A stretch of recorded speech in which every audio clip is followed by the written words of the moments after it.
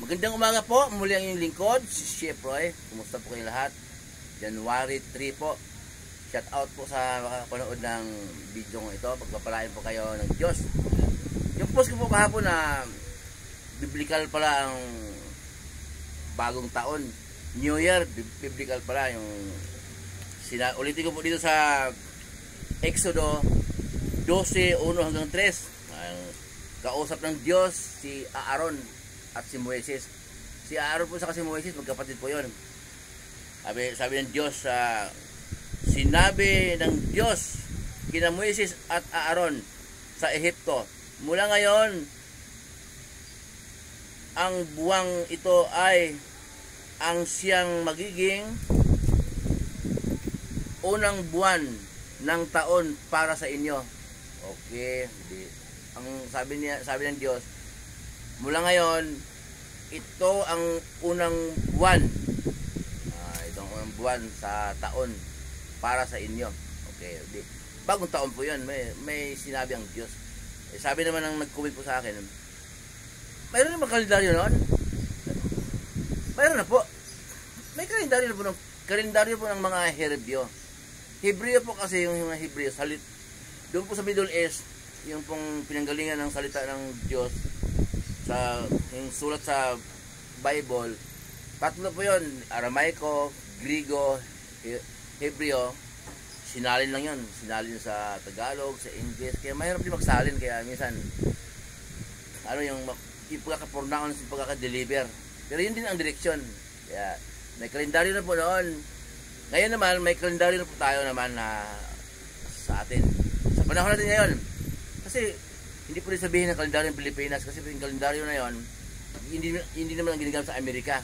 Kaya iba sa Amerika, pag-araw dito, gabi naman doon. Halimbawa, naglaban yung NBA. Naglaban ng alas 7 ng gabi. Doon sa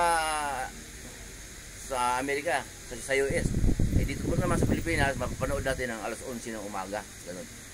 Pero live yun. Di alas 7 ng gabi doon. Dito naman alas mga 10:30 ng umaga. Live yun. Magkaiba po. Pero isa na po yung kalendaryo ginagamit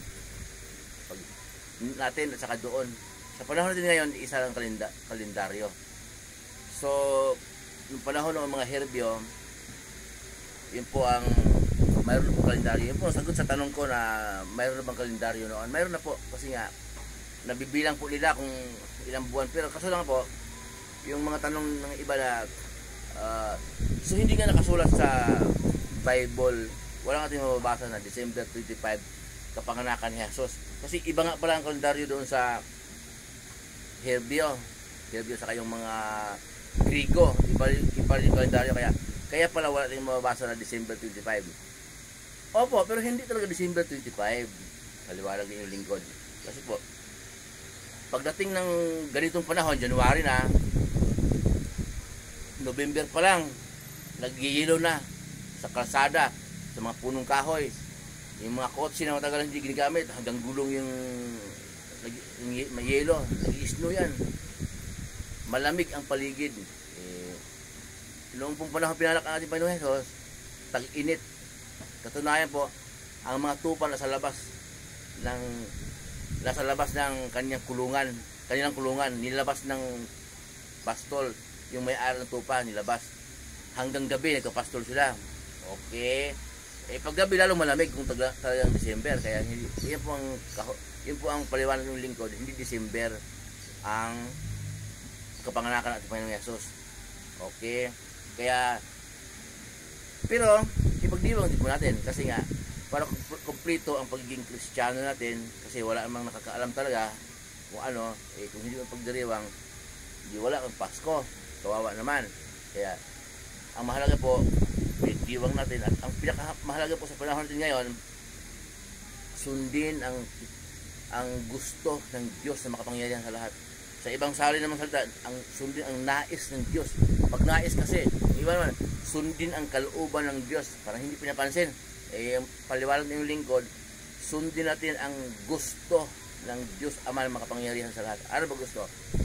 Mababasa po natin sa Mateo 17:5, ang sabi ng Diyos na makapangyarihan sa lahat, tinig mula sa langit, ito ang minamahal kong anak na lubos kong kinalulugan, pakinggan ninyo siya.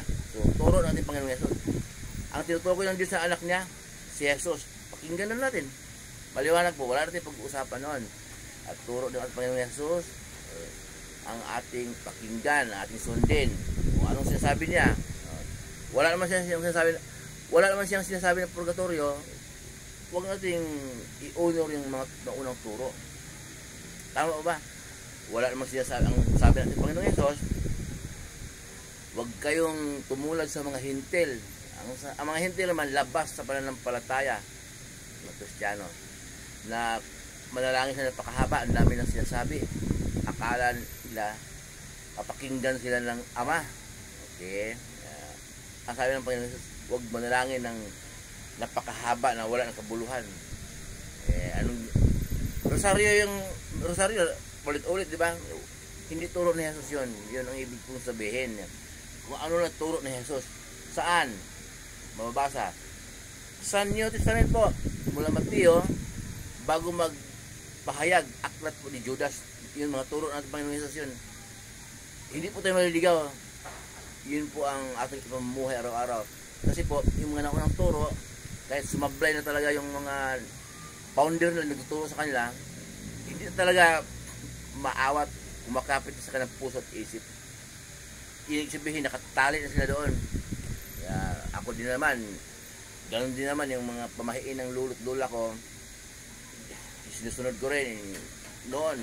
Pero ngayon po, siyempre, namulat, pagkaluban din ng Diyos ng kaunawaan ng salita niya, yun po, tao yun, lulot-lula natin, ninuno natin tao yun, pero ang Diyos po talaga ang ating susundin. Okay, igagalang natin sila, dahil lulot-lula natin, ninuno natin, pero ang Diyos po ang susundin, kasi po, napaka-exit natin mamamalagi sa mundong ito. Yung buhay na walang hanggan ay wala nang katapusan yon. Yung impyerno at langit, dalawa lang, walang purgatorio po. Yun po ang katotohanan, na kaya po sinasabi ko po ito, mga kamag-anak ko na nasa malayo, anak ko, at sa magitan ng banal na espiritu din na nanguna sa akin sa pinagkaloob ng Diyos. Kasi nga, hindi ko ba ito matutunan kung hindi ako pinagkalooban ng Diyos ng kaunawaan. Hindi man ito pinag-aralan sa school. Wala naman subject na ganito sa school, na mayroon nung mga elementary yung religion, pero yung mga ganitong kaunawaan, kahit kung laude ka pa, kahit gaano ka katalino, hindi mo ito maunawaan kung hindi ka pinagkalooban ng Diyos ng kaunawaan. Magandang umaga, umuli ang inyong lingkod, si Chef Roy. Mabuhay po kayo, ingatan po ng Diyos, samahan kayo kahit saan kayo pupunta, sa mga trabaho ang pesukan ninyo, mga negosyo, anong pinagkitaan ninyo ay sa kalooban ng Diyos.